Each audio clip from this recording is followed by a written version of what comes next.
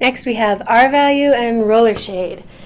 So the R value is the insulating effect of a material and a material's resistance to flow of heat. The larger the R value, the greater the resistance, the better the insulating value. So we've kind of talked about this before. I know that Brianne touched on this in her report. So we can connect the two, and R values are kind of going to be a monotonous thing, I think, for materials and sources, but it's important to remember, or else it wouldn't be mentioned over and over. So then we have a roller shade, which is a simple cylinder containing a spring or clutch mechanism around which the shade coils when raised up by means of a pull cord or continuous cord loop. So that's when it looks like a little cylinder at the top of a window, and you pull it down and it pulls up. I think we've all seen it in movies. I've never seen one in real life. I don't know if that's weird, but I haven't. But I've seen them a lot in movies. So that is something to remember, of course, or else we won't be going over it. Next we have Roman shades. So Roman shades are drawn up from the bottom by means of cords and rings. Excuse me. These shades create horizontal folds when they're raised. A Roman shade panel is flat when lowered and covers the window glass completely. I think these are just beautiful. I don't know what it is about them, but I think that they just look so streamlined and so beautiful, and you can make them really in any color, any pattern. They're just great. When it's something that's fabric, so it's not a typical blind or shade, but a typical blind, but it can essentially perform all the same functions. It's just a different look, and I think, I don't know, maybe you guys hate them, but I love them. The end of this slide anyways. Alright, so soft window treatments are also called shades, and they are window treatments intended to control light by filtering or blocking it completely, and they can be made of fabric or other soft materials. You see them as curtains and Roman shades, etc. So here are some images of them.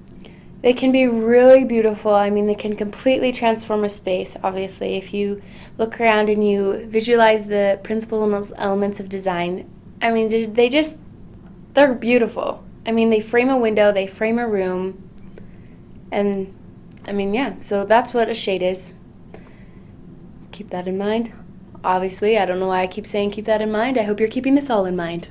Okay, next slide. Silhouettes.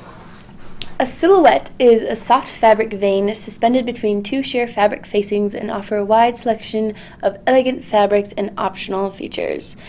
The suspended vanes tilt with precision, giving total light control and privacy. When fully raised, window shadings completely disappear into fabric-covered headrail for an unobstructed view. So these are basically blinds with a sheer coating over them. That's how I think of them. They can offer a nice shield, a screen shield kind of deal going on, a nice little barrier. They're not my favorite. Think what you will of them, but these are called silhouettes. Stack and slat. That sounds kind of strange. A stack is the area where the blind stacks when it's drawn open. So horizontal blinds stack at the top of the window, and verticals can stack to the right, left, or do both. So it also refers to the amount of width the blind requires to stack when drawn open. So if you think of the pleated blind or the accordion blind, how it all stacks on top of each other, that's basically what it is. It's just when you raise or lower a blind, well, no, it's when you raise it, and it all squishes together. That is the stack. And then the slat, we kind of already went over what a slat was, but it's the horizontal components of blinds. So vertical blinds and wood blinds. Vertical blinds hang from a track, and they adjust only in the vertical direction. So they can be pulled to the side to expose the window, and they are, just like a lot of the blinds that we have, they're available in lots of different materials and colors, etc.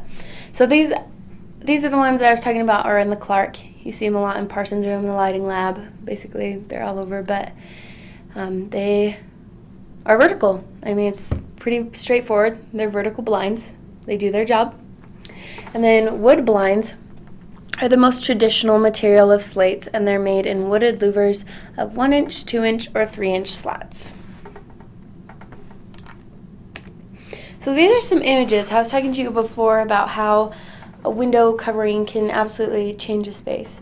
I mean, if you look here, I don't know if I can, ta-da! See in the middle how this kind of radial space going on here is just mimicked right here. And it frames it. It looks really nice. I mean, color scheme, iffy for me. Whatever, it's up to you.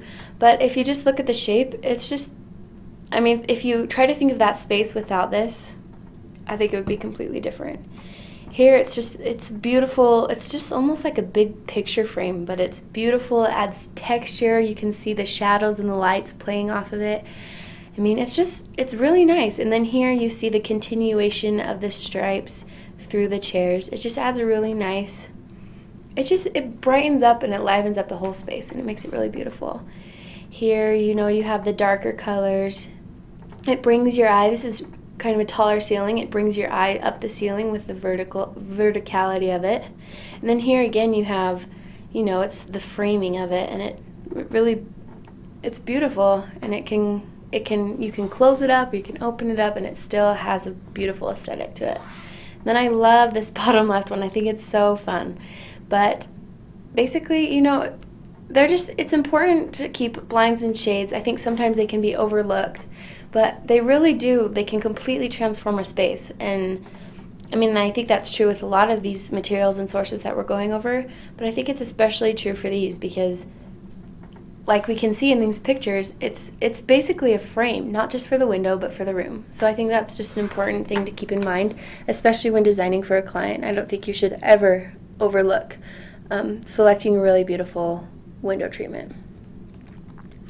So then we have methods of measuring, and we talked about the inside mounted and outside mounted, but for the inside mounted, you know, we talked about how it fits within the window frame, and you're supposed to measure the top, bottom, and middle of the window. And it's really important that you use a metal measuring tape, because if you use a fabric one, it could bend and distort your measurement, which could give you the wrong size, you know. So it's important to be as accurate as you can. And when you're measuring for these, do not make deductions. Like, even if you think you need to take off an inch or whatever so it will fit, don't do it. Because once you give the manufacturer your measurings, they will automatically make the deductions so that it will fit properly within your window. For the widths, you use the narrowest width, because if your window is uneven and one side is bigger than the other, you know, it could just vary. So you just use the narrowest width so that it's not too wide, so it doesn't not fit. And then for the height, you use the longest measurement. It's basically the same the same kind of idea, excuse me. And then for the vertical blinds, you actually use the shortest measurements. So that's important to keep in mind as well. Outside mounted, we talked about this. You know, you measure around where you want your mounting to take place, and it's recommended that you put about 1 inch to 1.5 inches overlap on each side, but obviously it's up to you. I mean, I think you obviously need to keep scale and proportion in mind, but the manufacturer won't make any deductions on this as well, and you need to make your measurement exact as well, because if you obviously don't give them the right measurements, if you think they're going to make, it's just important, remember, don't make deductions, because the manufacturer will take care of that. And now I'm going to show you a video of some methods of measuring.